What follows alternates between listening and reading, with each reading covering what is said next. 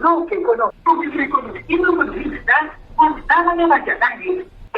ya con Juan Tábara. ¿Qué tal, Juan? ¿Cómo estás? Muy buenos días. Jorge, ¿qué tal? Buenos días a todos los radio escuchas de Radio La Familia. Saludos a todo el Perú. Bueno, estamos viernes. ¿Cómo estamos cerrando este viernes, mi estimado Juan, con la subida del dólar, que es el país donde más ha subido el dólar en comparación de nuestros vecinos?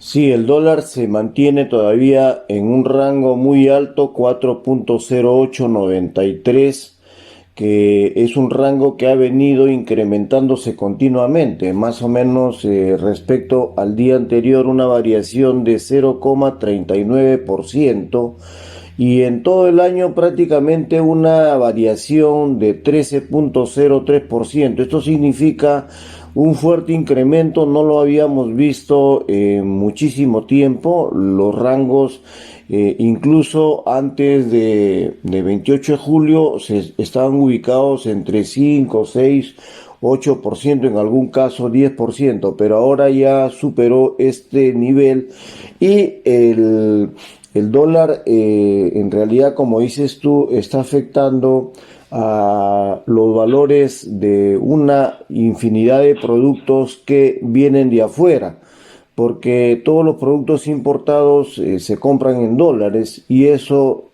afecta definitivamente a los valores de la canasta básica, pues, de las personas, ¿no? Y sobre todo el problema que se genera aquí es porque una gran cantidad de peruanos ha perdido sus trabajos y los sueldos no crecen. Entonces, en ese sentido, las amas de casa tienen que hacer malabares realmente para administrar sus ingresos y generar, pues, una rentabilidad familiar para que pueda darle el nivel de calorías, proteínas diarias a sus familiares, ¿no? Eso realmente se complica.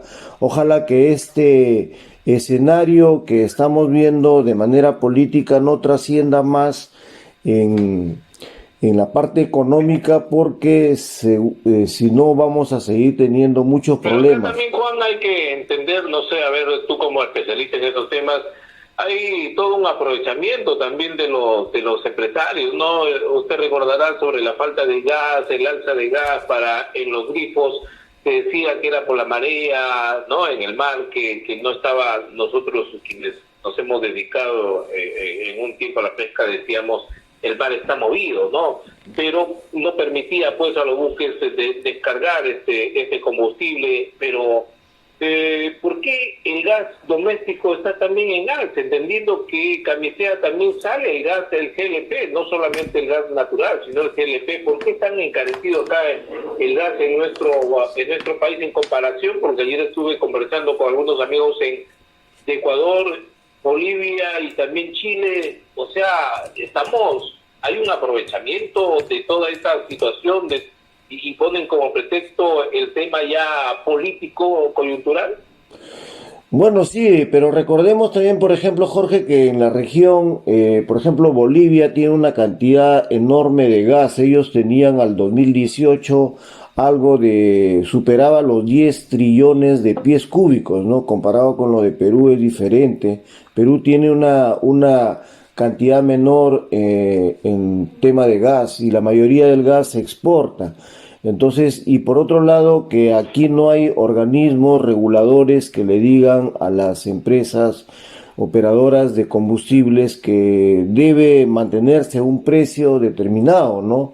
Entonces se va a la mayoría de los operadores lo que hace simplemente por tema de, creo que lo comentamos hace unas semanas atrás, que ellos tratan este tema sobre las existencias, ¿no? Entonces, un producto, por ejemplo, que no haya en el mercado tiende a subir.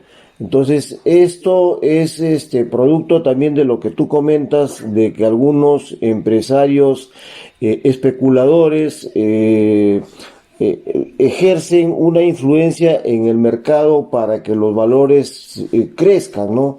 Por ejemplo, el tema también en ese sentido es que depende de cada producto cuál es la existencia que puedas tener en tus almacenes, para que trabaje sobre eso, pero el problema no solamente se queda en ese lado, sino que la mayoría de los empresarios lo que hacen es más o menos proyectar un valor determinado, un valor estimado del dólar, y eso lo proyectan. Asumamos, por ejemplo, que ellos han calculado que el dólar pueda subir tal vez a 4 soles 50 o a 5 soles, entonces proyectan sus precios en base a esa diferencia cambiaria que podría tener el dólar, y porque para que no se afecten, ¿no? Entonces esto lleva a una distorsión de precios que puede corregirse en función a cómo vaya la política económica del gobierno. En apariencia esto ya debería terminar, pero los cuadros en la parte del Ministerio de Economía parece que recién se están sumando a este gobierno, y eso está generando ciertas distorsiones. Yo creo que en algún momento esto debe cambiar, porque la rentabilidad que están obteniendo las empresas en algunos sectores es demasiado alta, y obviamente esto genera un perjuicio a todos los consumidores en determinadas zonas o en determinado tipo de productos. Hay algunos productos que no vienen pues de afuera, y en este caso esos productos no suben excesivamente de precio, pero sí aquellos que son importados, ¿no? Entonces aquí hay que tomar en cuenta todo eso. ¿Ha hecho subir tanto los precios como esta coyuntura política? Bueno, sí, pues ni siquiera la pandemia ha hecho subir, pero esto creo que hay que tomar en cuenta el nivel de la rentabilidad que es en exceso. Yo quería, Jorge, hoy día referirme a una declaración de un director de un semanario de economía aquí en Perú. Comentó, le hicieron una entrevista en una radio muy voceada aquí en Perú, y habló de rentabilidad social. Cuando le preguntaron sobre rentabilidad social, esta persona parece que no tenía información amplia de lo que significa rentabilidad social. Así como en las empresas, la mayoría de las empresas se orientan a conseguir una rentabilidad porque es la base para que una compañía avance. La rentabilidad social también es aquella que se genera en cualquier gobierno, ¿no? Una rentabilidad, por ejemplo, que hace que la sociedad obtenga cierto nivel de beneficio, y lamentablemente en este escenario han aparecido un montón de opinólogos, han aparecido un montón de gente.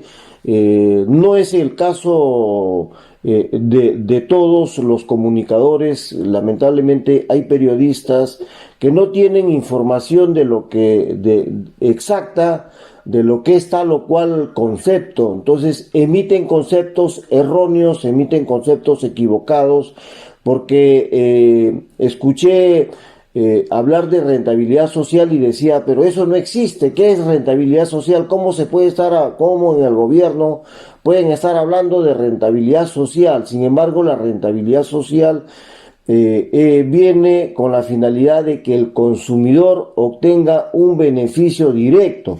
Por ejemplo, en el caso del transporte en Perú, recordemos que en la década de los 90, cuando Fujimori entró al gobierno, tú recuerdas, Jorge, que teníamos Enatru Perú como una entidad que estaba ligada al transporte, ¿no? Y cuando ingresó Fujimori desactivó todo el transporte público que hubo. Entonces ingresaron al mercado una serie de vehículos, las combis asesinas que las conocemos, porque desconocen de segunda mano, digamos. De segunda mano, y aquí hubo gente metida en el gobierno asociada a Fujimori que trajeron vehículos de todo lugar, y sobre todo vehículos de timón cambiado. Entonces, ¿qué ocurrió en ese momento? Todos los vehículos que estaban al servicio de la sociedad, porque recuerda, Jorge, por ejemplo, Enatru y con los Ícaros, los buses que habían, tenía una tarifa establecida, como ocurre, por ejemplo, ahora, cuando cada persona quiere tomar un metropolitano, tiene una cifra que paga un sol 70 y que hace un recorrido extenso. Eso era lo Y buen mismo. servicio, yo he utilizado, yo en ese tiempo vivía, creo que en Pacanayo, pero iba a visitar a mi familia a Trujillo y utilizaba ese servicio con buenos carros, ¿ah? Claro que sí, yo igual lo he tomado. Yo recuerdo, yo vine a Lima en el 80 y yo recuerdo que tomaba esos servicios y el servicio era bueno y hacía un recorrido muy amplio, enorme y pagabas una tarifa y listo, eso era lo que pagabas. Entonces se desactivó todo eso y ¿qué ha originado, Jorge? Que la gente, por ejemplo, use esas combis en la que tú te subes, por ejemplo, desde acá en La Molina. Tú puedes tomar un vehículo y ese vehículo, por ejemplo, si tú te vas hasta la Avenida Canadá, porque ahora han cambiado la ruta, van por la Avenida Canadá, ese vehículo, por ejemplo, si tú tomas una combi hasta la Avenida La Molina, te cobra un sol 50 y el recorrido de aquí a la Avenida La Molina son más o menos 15, 20 cuadras. Entonces, tú, por ejemplo, con el Metropolitano o con el Enatru que menciono, tú tomabas ese ómnibus y ahora lo tomas por un sol 70 y desde la Avenida La Molina tú recorres más o menos hasta la Avenida Petituars o un poco más que ahora se ha extendido ese servicio. Sin embargo, las combis, tú tomas una y en la hasta la Avenida La Molina un sol 50. Te vas tú hasta la Avenida Canadá, te cobran 2 soles 50. Te vas hasta un poco más allá, te cobran 3 soles. Si sigues avanzando, te cobran mucho más. Entonces, la rentabilidad social, que es lo que parece este director de este semanario de economía, simplemente por ser un periodista, habla y dice no existe rentabilidad social. Claro que existe rentabilidad social. El ser humano, la comunidad pierde rentabilidad porque está sacando de su bolsillo más dinero para pagar un servicio que no se lo brinde el Estado. Entonces se liberó, por ejemplo, el servicio público y eso afectó. Entonces una persona toma un vehículo y puede terminar pagando 5, 6, 7 soles porque no hay un servicio eficiente. Entonces hay mucha gente que se ha metido a hablar, hay mucha gente que se ha metido a escribir, hay muchos opinólogos que hablan lo que quieren, de repente orientándose hacia determinado sector, pero desconocen en realidad cómo funciona la economía, y en economía sí existe rentabilidad social, y la rentabilidad social, por ejemplo, se ve también en el tema de infraestructura. En otros países, por ejemplo, tienen un metro. Yo recuerdo cuando yo estuve en el DF, en el Distrito Federal, en México, tú podías tomar un metro, por decir, que lo tomabas, por decir, tomando Perú, en Tumbes, y ese metro te trasladaba hasta Tacna. Y en ese momento, en el 2012, que yo estuve en el DF, yo podía pagar, por ejemplo, en ese entonces más o menos algo de un sol 50 al tipo de cambio del peso mexicano. Y ahora más o menos está en algo de 2.50, algo así. Y la gente se puede trasladar, por ejemplo, desde Tacna, desde Tumbes hasta Tacna, más o menos haciendo 2 conexiones, pagando en promedio ahora más o menos un promedio de 3, 4, 5, 6 soles, ¿no? Fíjate la diferencia de lo que representa tener una buena infraestructura vial que te traslade todo hacia todo el territorio del país, pagando una cantidad ínfima, que eso se traduce en rentabilidad social, y que lamentablemente hay muchos opinólogos, hay muchos periodistas que por el hecho de tener una columna de economía, ellos creen que son economistas, cuando solamente son gente que ha leído y no saben qué significa rentabilidad social. A la gente la están confundiendo, le están diciendo cosas, y bien es cierto, el Estado aquí ha desaparecido prácticamente de la actividad empresarial, El Estado es necesario que intervenga en otras economías, por ejemplo, en tema de infraestructura, en tema de tema vial, la cosa es totalmente diferente, ¿no? Hay países que se han preparado, fíjate, por ejemplo, lo que ocurrió, lo que tenemos con el Sanjón, que le conocemos, la vía expresa que la desarrolló, la hizo, ¿cómo se llama?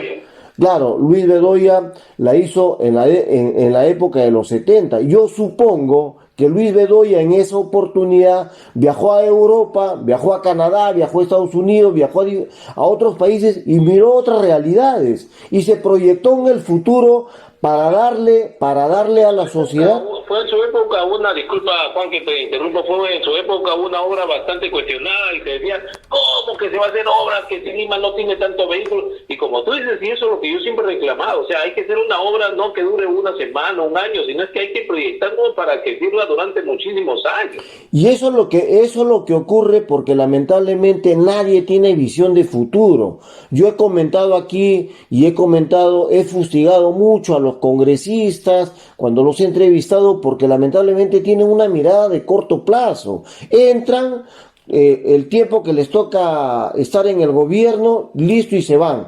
Los alcaldes, los gobernadores regionales, igual, o sea, entran, hacen, roban y se van. Hacen un poquito y se ha institucionalizado el roba pero hace, ¿no? Entonces se ha perdido esa visión de futuro que no genera rentabilidad social a la economía. Hay que generar ese nivel, hay que tener esa mirada.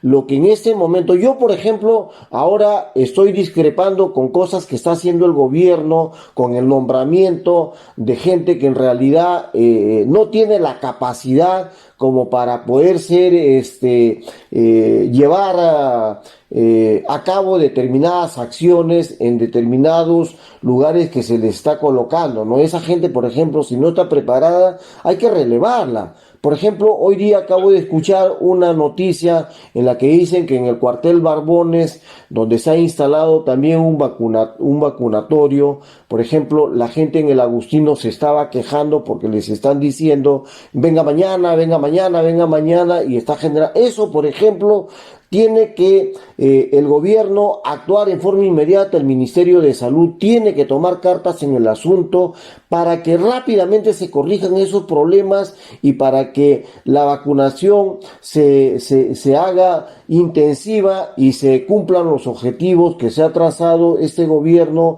para que al fin de año lleguemos con el 70% de la vacunación a nivel general, porque si no se vacuna nos atascamos en la economía está frenada porque todos estamos metidos en la casa. Recuerda, por ejemplo, este año arrancamos bien. En mi empresa dijimos, bueno, puy, qué bien. Enero empieza, nuevos bríos, ¿no? Pero en febrero nos metieron nuevamente al encierro, ¿no? Exacto, Juan, estamos ya con la hora. Un abrazo fuerte. Bien, Jorge, el fin de semana, que lo pasen bonito, regresamos el día lunes a hablar nuevamente de temas de economía, ojalá que ya la gente empiece a mirar cosas que no afecten a la economía. Si la gente quiere comprar y vender su vehículo, en el 998-24-39-23, nos faltan carros para vender. Los esperamos en carrosok.com. Que tengan un buen fin de semana. Gracias, Juan. Antes de retirarnos, bueno, hoy 6 de agosto se recuerda la batalla de Junín, donde se conmemora el penúltimo enfrentamiento entre el ejército patriota y el ejército español, donde tuvieron una importante participación los húsares de Junín, y destacando el coronel José Andrés Errázuriz, héroe nacional conocido como el feroz jinete, su participación en la batalla por la independencia del Perú el 6 de agosto de 1824 fue fundamental para lograr obtener la victoria. Así que José Andrés Errázuriz, Esteves sanpedrano de la región de la Libertad. Así que bueno, un héroe que se cuenta en la provincia de Pacasmayo, que nos escucha. Nos vamos, cuídense, retornamos ya con el programa de